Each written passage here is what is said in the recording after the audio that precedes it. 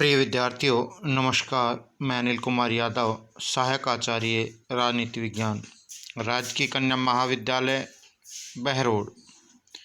विद्यार्थियों, YouTube channel के इस वीडियो में आपका हार्दिक स्वागत और अभिनंदन।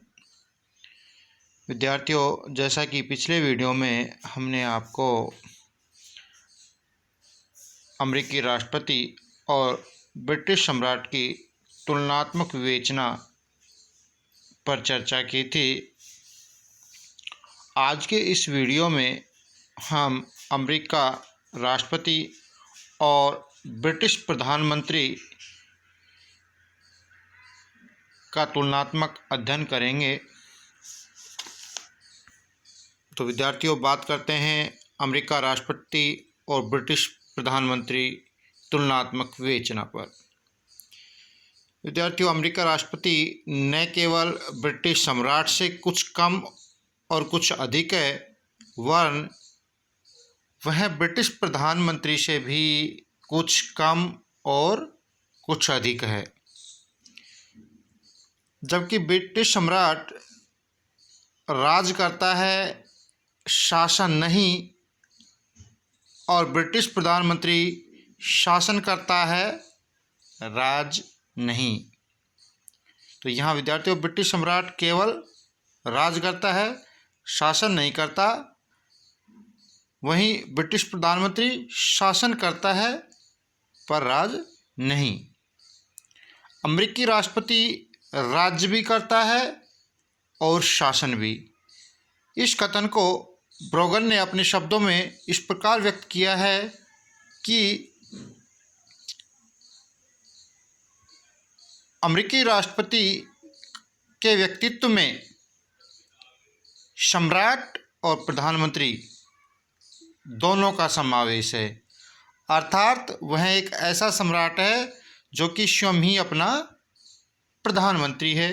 तो इस कथन के माध्यम से अमेरिकी राष्ट्रपति की शक्तियों के बारे में ब्रोगन ने स्पष्ट किया है और सम्राट से उसकी तुलना की है।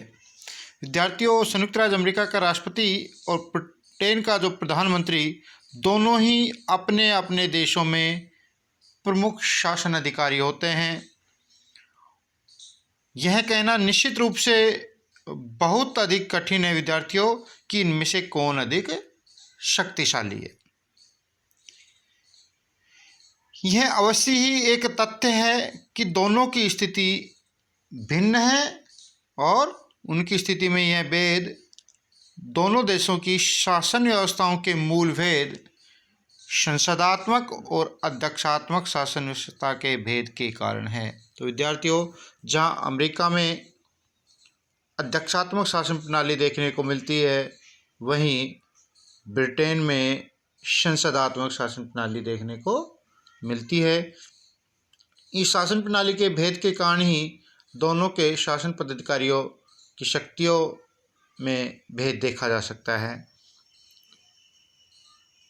विद्यार्थियों, इन दोनों ही पदाधिकारियों की शक्तियों का तुलनात्मक अध्ययन करने के पूर्व दोनों संबंधित देशों की शासन व्यवस्था के भेद को दृष्टि में रखा जाना चाहिए, और वह ब्रिटेन के एकात्मक शासन व अमेरिका के संघात्मक शासन का भेद है। जहां ब्रिटेन में एकात्मक शासन व्यवस्था होने के कारण ब्रिटिश प्रधानमंत्री पूरे ग्रेट ब्रिटेन के लिए कार्य करता है, वहीं अमेरिका में संघात्मक शासन व्यवस्था होने के कारण राष्ट्रपति संघीय क्षेत्र में ही कार्य कर सकता है, इकाई के क्षेत्र में नहीं। विद्यार्थियों, यद्यपि अमेरिका संघ में संघीय केंद्रीकरण की प्रवृत्ति देखी जाती है, लेकिन कितना भी केंद्रीकरण क्यों न हो, संघात्मक व्यवस्था राष्ट्रपति के कार्य क्षेत्र को सीमित अवश्य ही करती है। तो इस आधार पर विद्यार्थियों, इन दोनों पदाधिकारियों की शक्तियों का तुलनात्मक अध्ययन हम निम्न रूपों में कर सकते हैं। जैसे प्रशासनिक क्षेत्र में अंतर के आधार पर, विधायी क्षेत्र में अंतर के आधार पर, वित्तीय क्षेत्र में अंतर के आधार पर और न्यायिक नियंत्रण की दृष्टि से। तो यहाँ पर सर्वप्रथम हम चर्चा करेंगे विद्यार्थियों, प्रशासनिक क्षेत्र में अंतर के आधार पर अमेरिकी राष्ट्रपति और ब्रिटिश प्रधानमंत्री की तुलनात्मक शक्तियों पर हम यहाँ चर्चा करेंगे।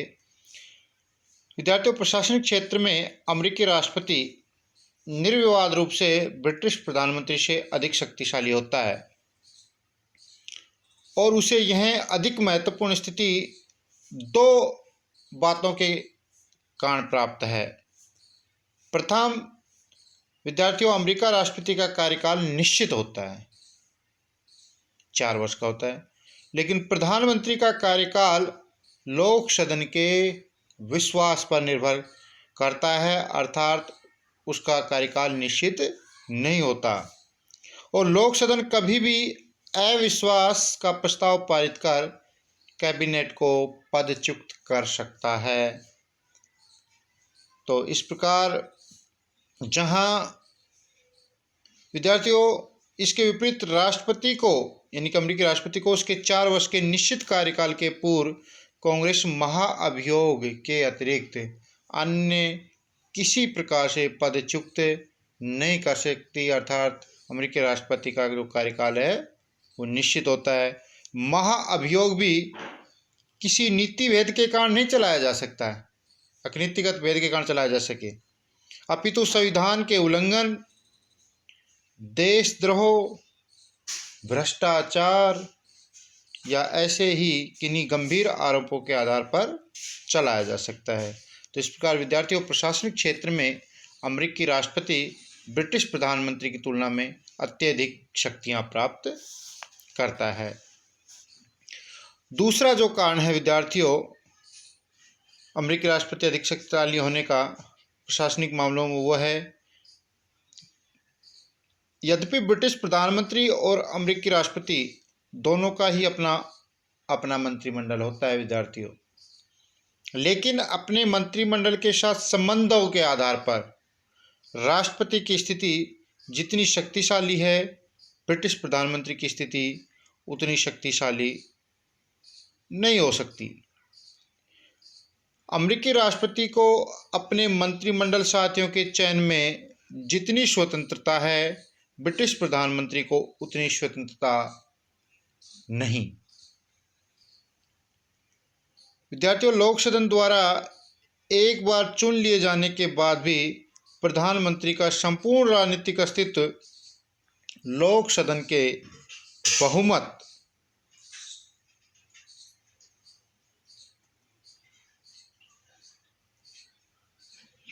समर्थन पर निर्भर करता है। इस कारण प्रधानमंत्री विद्यार्थियों अपने दल के महत्वपूर्ण सदस्यों को मंत्रिमंडल में शामिल करने के लिए बाध्य होता है और सामान्यतः मंत्रिमंडल के कम से कम 1-2 सदस्य इतने प्रभावशाली होते हैं कि प्रधानमंत्री कभी भी उन पर पूर्ण प्रभुत्व स्थापित नहीं कर सकता, लेकिन अमेरिकी मंत्रिमंडल के सदस्य राष्ट्रपति के सम्मुख बोने की भांति होते हैं और उनमें से कोई राष्ट्रपति का सफल विरोध विद्यार्थियों नहीं कर पाता।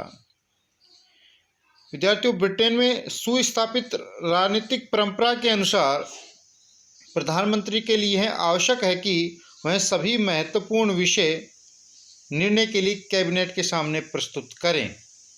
प्रधानमंत्री की यह भी चेष्टा करता है कि कैबिनेट के निर्णय सर्वसम्मत हों। इस सर्वसम्मति को प्राप्त करने के लिए जहां अनेक बार कैबिनेट सदस्य प्रधानमंत्री की इच्छा के सामने झुकते हैं, वहां कभी कभी प्रधानमंत्री को भी कैबिनेट के महत्वपूर्ण सदस्यों के सामने सिर झुकाना होता है।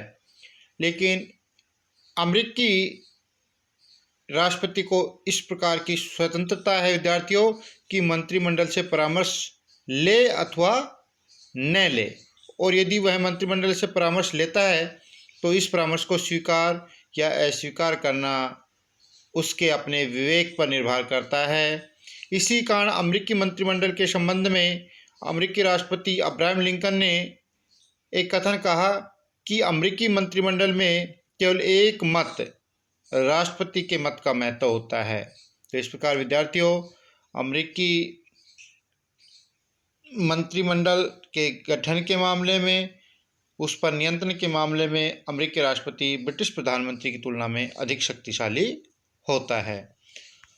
अब अगले बिंदु पर चर्चा करें विद्यार्थियों, विधायी क्षेत्र के मामले में अमेरिकी राष्ट्रपति और ब्रिटिश प्रधानमंत्री की तुलनात्मक विवेचना हम देख सकते हैं।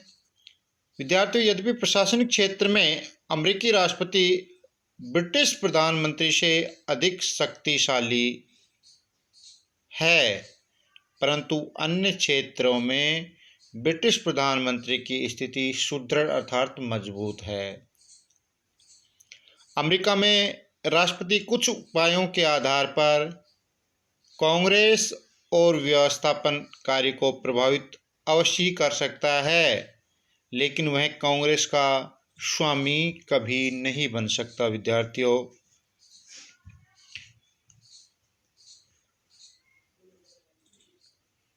यदि कांग्रेस के दोनों सदनों में राष्ट्रपति को ही बहुमत प्राप्त हो तो भी राष्ट्रपति और कांग्रेस में कुछ सीमा तक द्वेष होता है और कांग्रेस स्वयं व्यवस्थापन कार्य राष्ट्रपति की इच्छा अनुसार नहीं करती।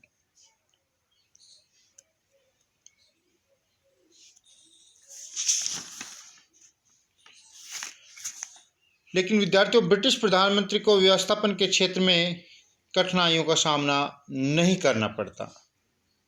प्रधानमंत्री लोक सदन में बहुमत दल का नेता होता है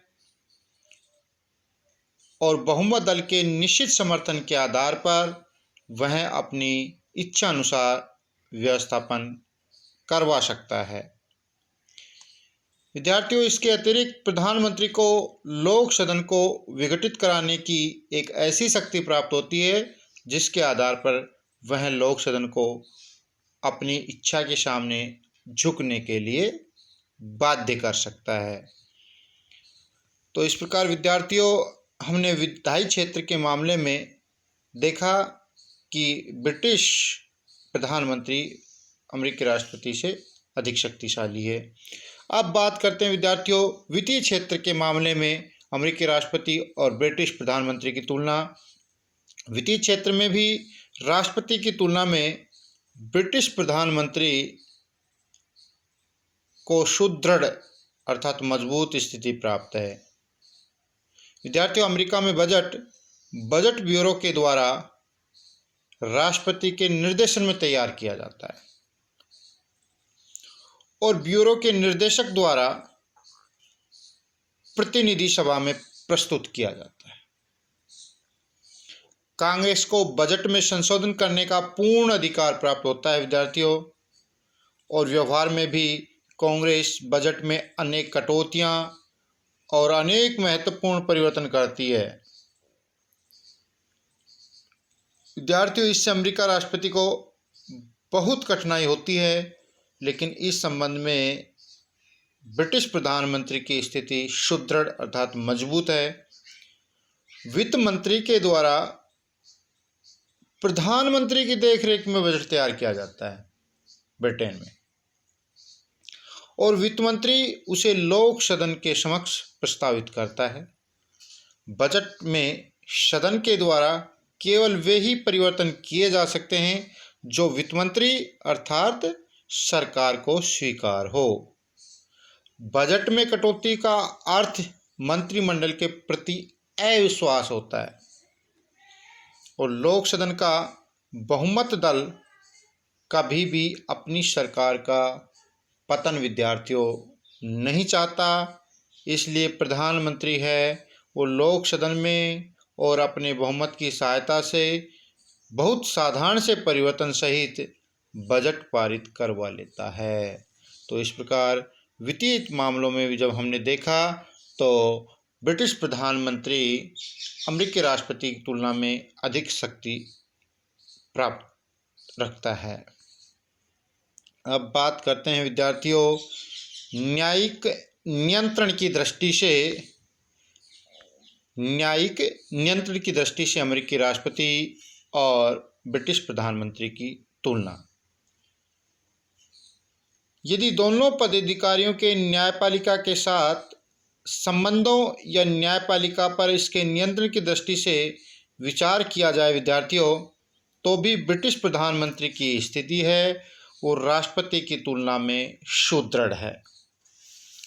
विद्यार्थियों, ब्रिटेन में संसद की सर्वोच्चता है, अर्थात संसद के द्वारा पारित किए गए कानून की कोई समीक्षा नहीं की जाती, अर्थात ब्रिटेन में न्याय के पुनरावलोकन का अभाव देखने को मिलता है। और यही कारण है कि ब्रिटिश न्यायपालिका संसद या प्रधानमंत्री के कार्यों को अवैधानिक घोषित नहीं कर सकती। लेकिन अमेरिका राष्ट्रपति पर सर्वोच्च न्यायालय का नियंत्रण विद्यार्थियों होता है। उदाहरण के लिए अमेरिका के सर्वोच्च न्यायालय ने राष्ट्रपति रूजवेल्ट की नवनिर्माण आर्थिक नीति